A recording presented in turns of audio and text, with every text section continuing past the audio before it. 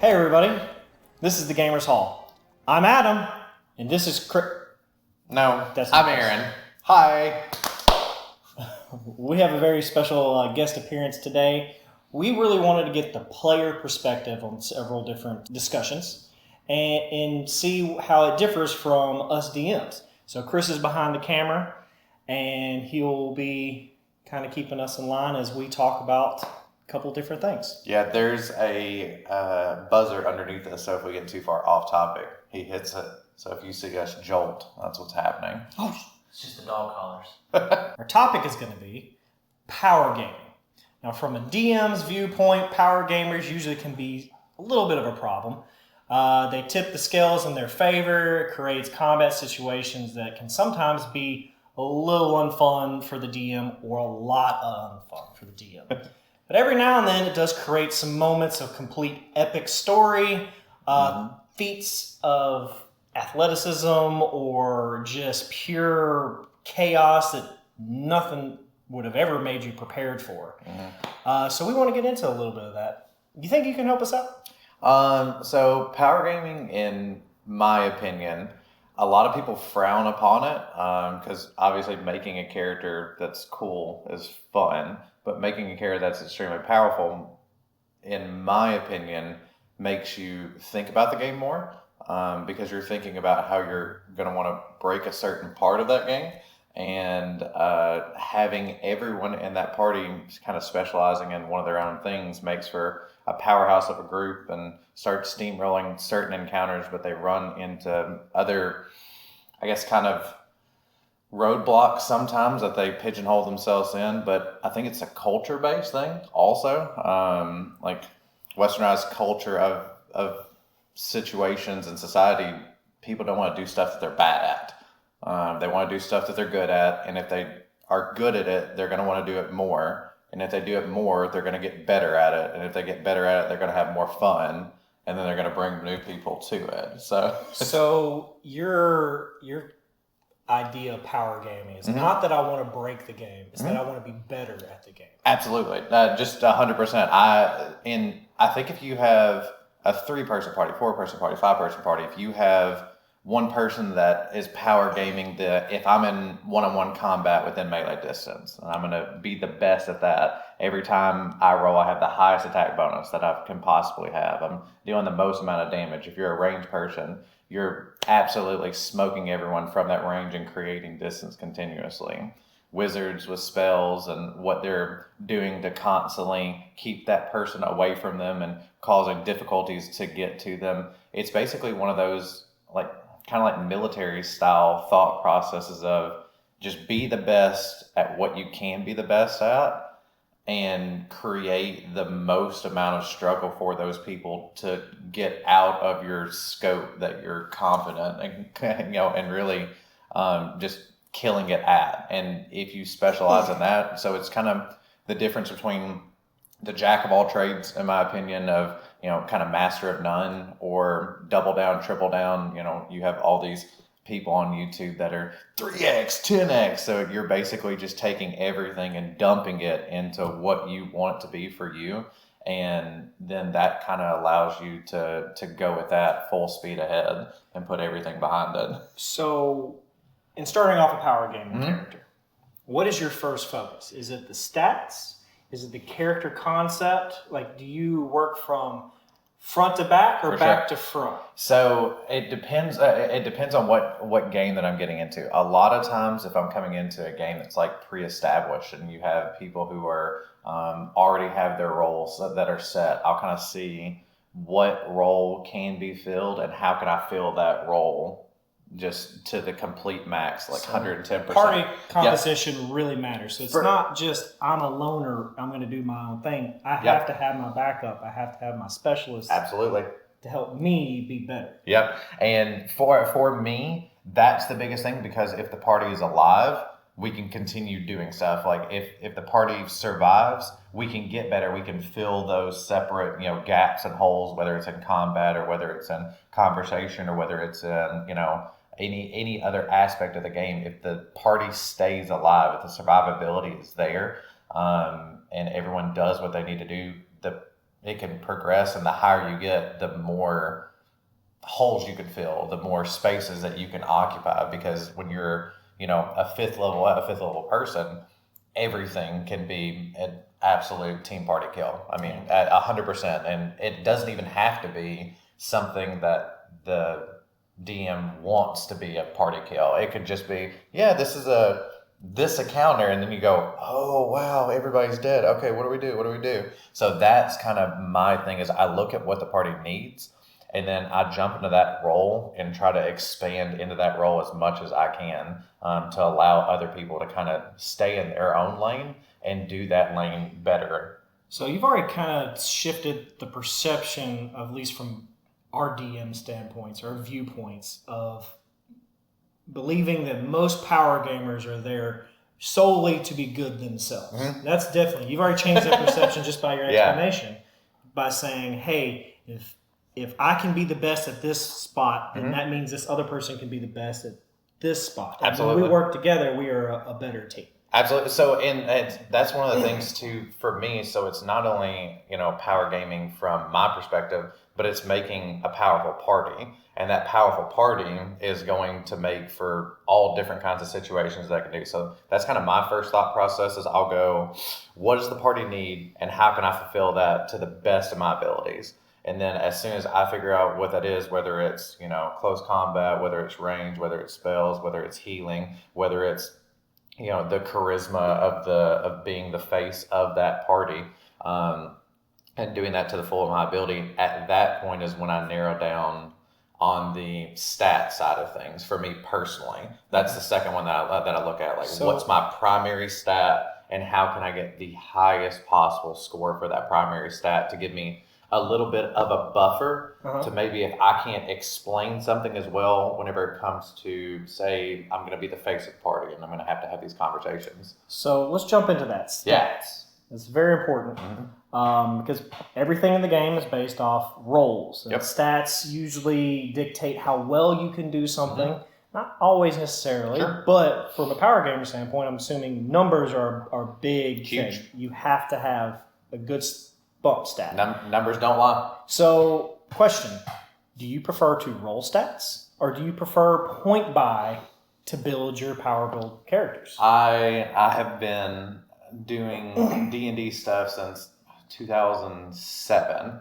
I leave it to the dice. I let the good dice lord above, and all I need is that one good stat. All I need is that second good stat. If I have 3 good stats, well, I'm over the moon.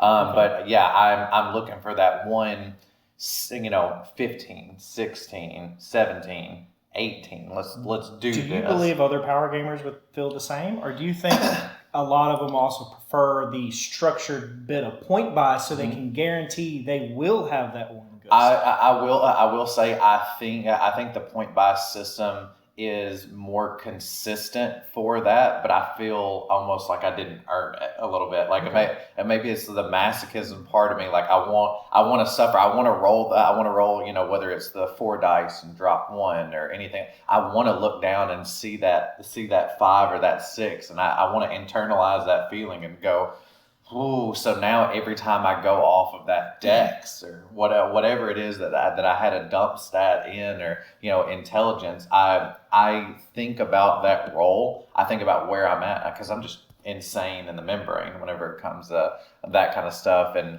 the way that my brain works is the happy moments happen because I was there and I was present and I made that happen, and I put all that out there. Same thing with the bad moments. I want to know that I was the one that did that, rather than just going off a chart and buying, because that way my brain doesn't really internalize that. And since there's no emotional connection to that, it feels like I have less of an emotional connection to my character. And if I have less of an emotional connection to my character, I'm not going to play that as well. So you, by rolling, will strengthen your role play, because you feel as if this is meant to be. Yeah. This isn't, even though you're playing by the numbers, you're really looking at it and saying, I need these good stats. Yeah. But actually rolling, you're making the power gaming part become role play for you.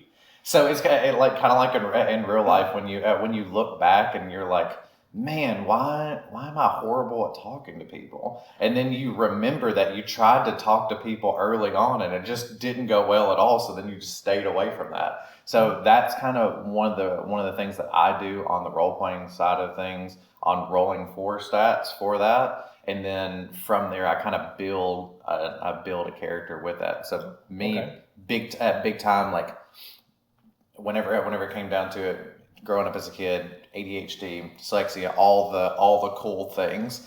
And so I hated reading stuff. So from hating reading stuff, I actually just started coming up with different stories and then following those stories because they were way cooler in my head than what I was reading on the paper.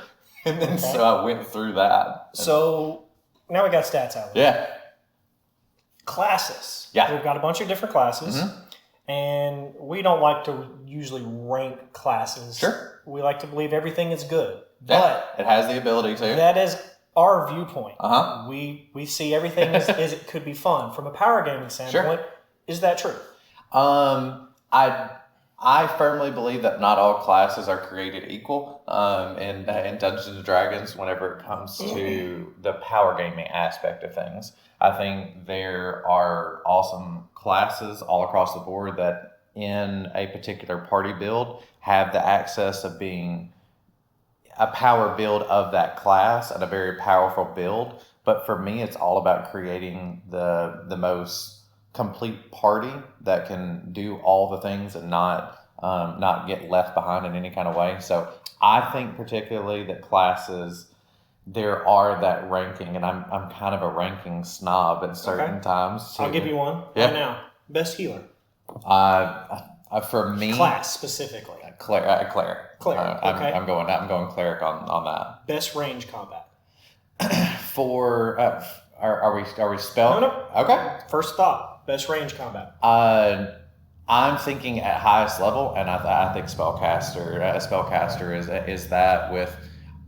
I personally enjoy the sorcerer class of that. I think wizard's incredible, but I'm just not wise, so it doesn't resonate with me. Maybe I could try to power game into that and become more wise in real life, but for me it just hadn't clicked yet. Worst melee character class. Worst melee character class? Mm-hmm. Wizard. Okay. You said, but no, I see what you mean, and I'm actually asking those questions to prompt what you actually think of it. So I know that if I play almost any class, I can tweak it in the way I want to. Sure. And especially if I use descriptions and set up moments of tactical situations and stuff, that I can make a wizard that can definitely hit somebody like a Mack truck. Yeah. I mean, there's spells for that. Or with a Mack truck. Or with a Mack truck. But it is interesting that you immediately go there. Because for my thought on power gaming is you definitely will tend towards certain classes to do certain roles because they just outperform others. As in paladins will outperform most other melee classes purely because of smite. What a powerhouse of a melee character if we're going to get down to it. Yeah. And most people don't equate wizard to or paladin. Neither of them could actually work. Although we've been putting up our campaigns, and I was playing a wizard paladin, and the mixture of the two caused me to have a lot of different utilities. Yep. Not a power game build by any means, but by 10th level, I could do some things. Yep. Pretty interesting. So when you want to build that power game character, you've been given your role. You've been you have your team of 5. You've got your slot. Yep. Now, feats or no feats? Well, hopefully I have 2 feats. These that are attached to me, so I can make movement happen a little bit more. Especially if you're a monk, that's very important. I haven't delved into the feat side of things on 5e as much, and as I think back to it, there's only been a couple of high level campaigns that I start getting into that and getting into it consistently and looking into that. And there's been a lot of homegrown campaigns that I think some of the feats are cool. I think some of the feats are extremely helpful, especially for certain classes. I think rogues get a lot of really cool opportunities for feats. No feat for me. Yeah. Wow. Yeah. Which is very interesting. Yep. That is also breaking the norm of what we normally see, Yeah. especially on the internet. Many builds are built around feats that give special Sure. utility to a character class that normally wouldn't have it, like Sentinel feat, Warcaster. Yep. All those different feats really change the power level of a character, For sure. especially if you can get them early, like with the variant human. Mm-hmm.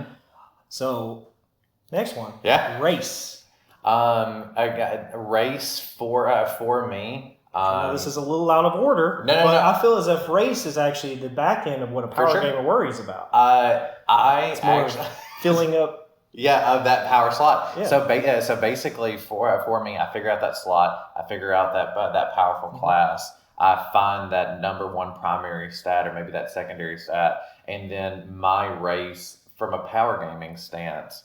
And I kind of have the ability to role play whatever race that you put into there. Is I will find that race that gives a bump, that +1, that +2, those skills that come with that, those class features that come with that race that gives that primary boost. So yeah, mainly a numbers game. For me right then, right there, that's my order of operations. Is whatever I'd actually for the last game Googled what gives +2 to blank stat, and then found all the different races that gave that primary boost, and then a secondary boost that was close to that, and then I took that race, and then I became that race through the role playing side of it. Okay. So for me, like you said, purely numbers game, and I can make it happen. We've got the character built. Mm-hmm. All that's taken care of. You don't have to worry about any of that. You've got your character sheet in front of you. Numbers are down. Yep. Things are made. Team is assembled.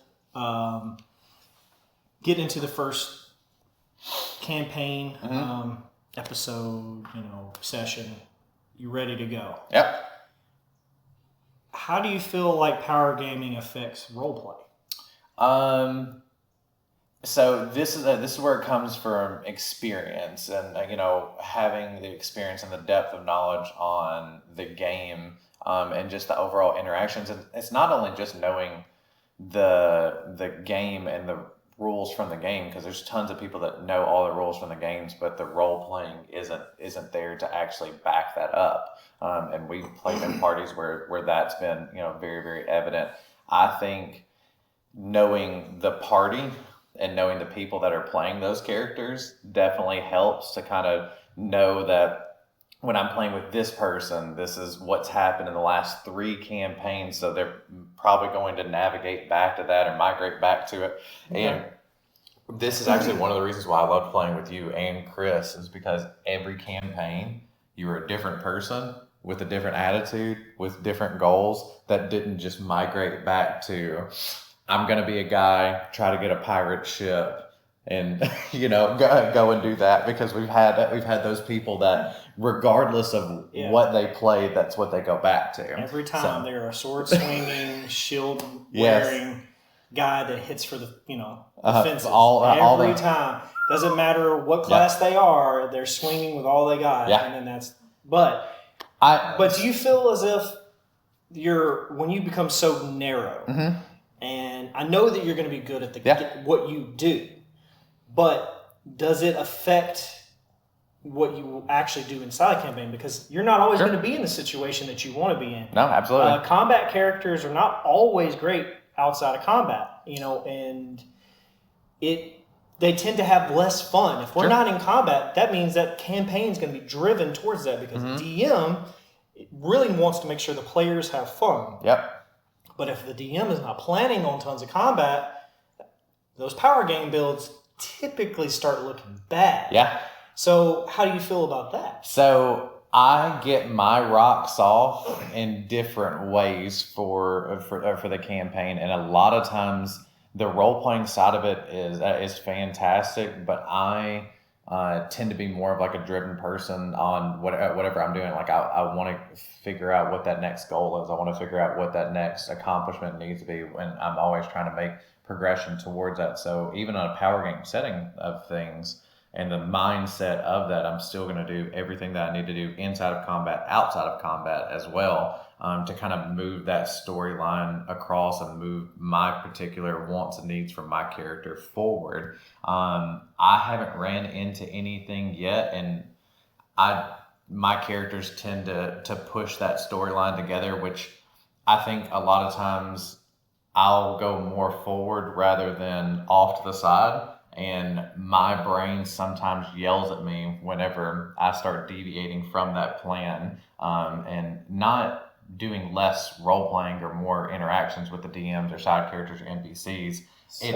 It's more of what's the next. Okay, that brings up an interesting thought. And that's what makes me happy too. Yeah. Is because sometimes it's not only just combat, but if I look back and we were in town for 3 hours, and at the end of this thing, the session, nothing really got accomplished for the entire party. You're satisfied. Absolutely. I think about that. That really brings up it hits me. An interesting thought. As a DM, what you have just told me is that I'm allowed to railroad you. I can definitely take this power gamer and say, as long as point A to B is there, he's going that straight line. For me personally. For you personally. Yes. But that is definitely not the same point of view, because I am not a power gamer by any means. Yes. I am one of those that puts the feelers out, and I'll go everywhere. I mean, I'll go this way, that way. We'll get there eventually. I know. And, sometimes I'll have to make myself go, oh, crap, we got to get back to the main mission. But as you see a goal and you try and knock it out, which is a total different mentality that we see, or that we see as DMs. For sure. And I think it depends, because I think in the same way of how you game is typically the same way of how you DM.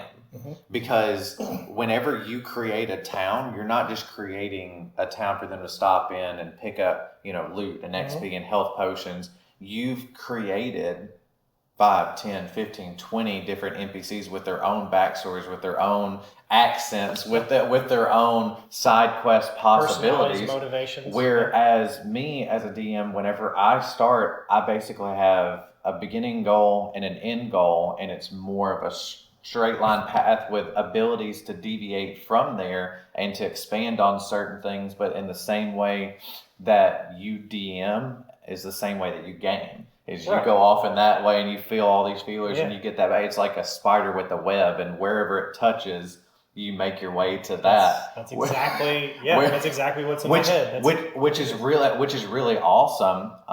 But I've seen certain people that expand so much into that, and I played with so many different and new gamers that are so goal oriented, driven oriented. Of, hey, I need to make it down to the mines to go help these dwarves. Hey, I need to make it to this location where this bad guy is. That a lot of the new players that I've played with are so linear based in that aspect that when I'm creating a game or running a game, I have to have 1, 2, 3, 4 things set up, because I'm like, all right, guys, you're in town. What do you do? And they're like, I get health potions, I upgrade my weapons, and I go to find this person to turn in this quest to pick up next quest. And where I found myself almost getting jaded that these people didn't meet these cool side characters. And then I found myself trying to okay, well, on your way out, you look to the side and there's an elf with a hood on that makes eye contact with you and then slithers off. And then I would legitimately have everyone go, okay, so we're going through the gate, and I found myself getting upset that they didn't meet all these cool characters that would open up not only this new side quest or this new thought process, but it was I found myself getting mad at them for not exploring my game. But what I found out was they were having fun, and at the end of the day, that's what matters. That's what matters. It doesn't matter if you're having my fun. If you're having fun, I can have fun with that too. So you're getting to my next point I want to get to.